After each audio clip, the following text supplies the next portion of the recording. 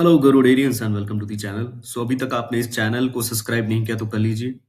आज मार्केट के सिग्नल्स सही नहीं लग रहे हैं। कुछ ग्लोबल ऐसे इंडिकेटर्स हैं जो रेड स्टार्ट होने का सिग्नल दे रहे हैं। सब पूरे सिग्नल को सबसे पहले अगर देखें तो गिफ्ट निफ्टी देखिए 23,775 यानी कि -300 पॉइंट्स नीचे है। देखो प्री मार्केट सिग्नल जो होता है वो बहुत इंपॉर्टेंट होता है। इवन दो आप देखेंगे तो निकेई हो गया या फिर ऑस्ट्रेलियन मार्केट हो गया, यूरोपियन मार्केट हो गया, सब डाउन है।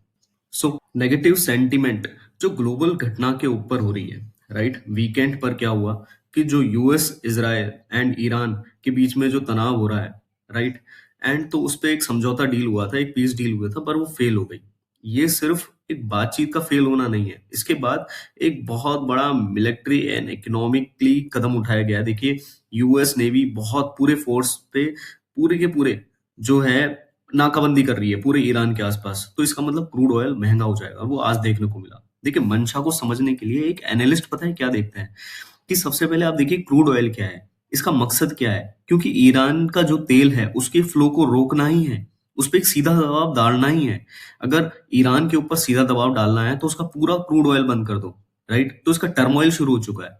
सो इसका सीधा असर देखिए, क्रूड ऑयल अगर ऊपर जाता है जो कि 8% ऊपर है आज, तो सबसे पहला चीज यही है। इसके बाद अगर डॉलर इंडेक्स देखेंगे तो वो भी तेज हो जाएगा, राइट।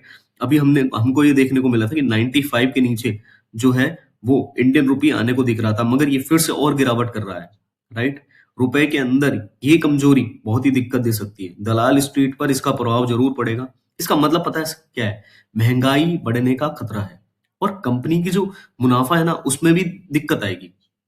ये बाजार के लिए बिल्कुल भी अच्छी खबर नहीं होती है। जब भी दुनिया में ऐसी अनिश्चितता बढ़ती है ना, तो इन्वेस्टर्स क्या करता है? सुरक्षित एसेट्स ढूंढता है, एंड यूएस डॉलर उनमें से एक है। इसलिए आपको देखने को दिखा होगा कि इंडेक्स, डॉलर इंडेक्स एक हफ्ते के सबसे ऊपर हिस्से पे है, राइट। एंड इंडियन रुपी जो है वो नीचे की तरफ आ रहा है, राइट। एंड ऐसा लग रहा था कि रुपी जो है वो 90 तक पहुंच जाएगा, मगर 92.83 तक आ गया। देखो पूरी दुनिया के अंदर ये प्रभाव देखने को मिलेगा, जैसे यूरोप हो, एशिया हो। मैंने आपको भी बताया, मतलब डाउ जोन्स हो, एसएनपी हो, निकी हो, सभी लाल निशान में कारोबार करेंगे, राइट। अब इन सभी के ग्लोबल संकेतों को देखते हुए इंडियन मार्केट्स के ऊपर क्या असर पड़ेगा, राइट। अभी जब मार्केट ओपन होगा तो क्या मतलब सपोर्ट एंड रेसिस्टेंस चेक करें। देखिए गिफ्ट निफ्टी तो 300 पॉइंट नीचे है। अपन को विक्स देखना है। देखिए विक्स का क्या कहना है? विक्स यही कह रहा है कि पैनिक जो है वो सेलिंग हो सकती है। देखिए गैप डाउन होता है तो 23,700 एक मेजर सपोर्ट बन के तैयार रहेगा, एंड रेजिस्टेंस 24,300, 24,500 में। सो अगर आपको मार्केट के अंदर बाइंग करनी है तो कम से कम 24,000 के ऊपर ही आप बाइंग करने का सोचें, वरना एक पैनिक सेलिंग दोबारा आपको देखने को मिलेगी। देखो सरल शब्दों में विक्स जो है वो डर का मीटर जो है वो अपन को यही दिखा रहा है कि वो बढ़ रहा है। इसका मतलब ये है कि इन्वेस्टर्स में घबराहट और जो वॉलेटिलिटी इंडेक्स है वो बढ़ेगा। देखिए एफआईए डीआई अगर मैं आपको क्लियर बताऊं तो इनकी बाइंग हुई थी पिछली बार, तो यही एक पॉजिटिव सिग्नल है। इसके अंदर क्या सिनेरियो हुआ कि जब भी एफआई डीआई दोनों मिलकर के बाइंग करते हैं तो एक major long term position create होती है, मगर ये आंकड़े बहुत छोटे हैं जो कि आपको पॉजिटिवनेस तो देते हैं मगर सटीकता नहीं। सो एलआईसी की बात करें अब, सो एलआईसी बोर्ड अपने पहले जो बोनस पे जो है विचार कर रहा है, राइट। ये बहुत ही इंपॉर्टेंट है क्योंकि कभी भी कोई भी ऐसी कंपनी जो लॉन्ग टर्म इन्वेस्टमेंट के लिए देखी जा रही है एंड उसके अंदर अगर बोनस इशू के रिलेटेड कुछ भी आता है तो एक नई स्ट्रेटजी, एक नई फोरकास्टिंग के साथ अपन को देखना चाहिए। सो ये पॉजिटिव सिग्नल है। मारुति देखिए इनका एक्सपोर्ट बहुत ही ज्यादा है, राइट।